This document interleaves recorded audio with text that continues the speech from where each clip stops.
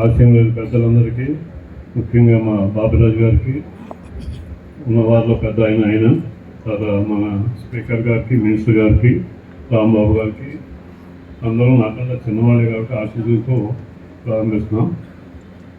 ఒక అనుకోని సంఘటనలో ఒక ఆశ్చర్యకరమైన ఇబ్బందికర పరిస్థితుల్లో నా కొడుకు 53 సంవత్సరాల వయసులో ఒక అయ్యల నుంచి పడిపోయి అతి భయంకరమైన ఇబ్బందికరమైన సావును ఎదుర్కొన్నాను. ఆ పరిస్థితుల్లో దానికి సంస్మరణ కార్యక్రమానికి రఘురామరాజు గారు రావటం హైదరాబాద్లో, దానికి ఆ రోజు నా స్థావ మీద ఆక్టివిటీ సెంటర్లో ఏదన్నా చెయ్యాలి, నేను ఒక డయాలసిస్ సెంటర్ పెట్టదలుచుకున్నాను, దానికి మీ సహకారం కావాలి అన్నారు.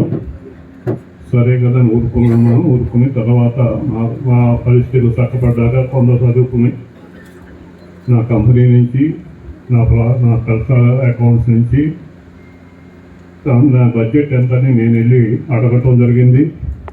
అయితే 30 లక్షలు అవుతుందని చెప్పారు.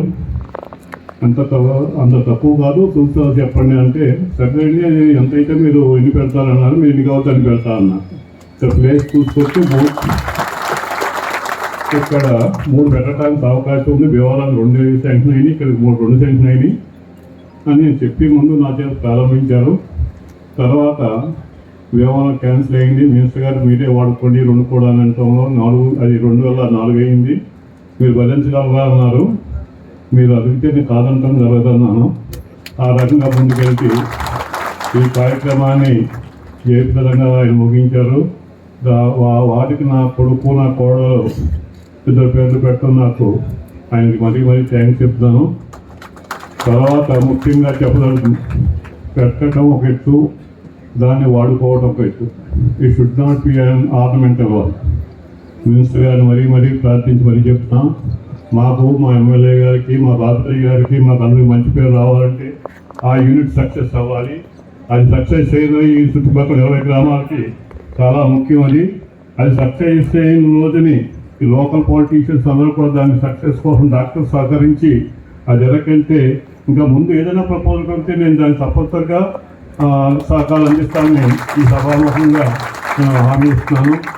నేను ప్రస్తుతం ఈ ఏరియా మర్చిపోయాను, కానీ చాలా రోజులు మేమంతా బాబురాజు గారు మేమంతా కలిసి తిరిగాం. ఆ రోజుల్లో 1965 to 79 ఆర్కివీడు నాకు ఒక అడ్డ. అంటే నేను పుట్టిన చెరుకుబిల్లో వ్యవసాయ 40 భూమాన్ని రాజులపేట కోళ్ళపల్లిలో ప్రతిరోజు ఈ ఊరి నుంచి ఊరు వెళ్ళేవాడిని. అందుచేత ఈ ఊళ్ళో ఉన్న అందరూ నాకు పాత వాళ్ళందరూ తెలుసు.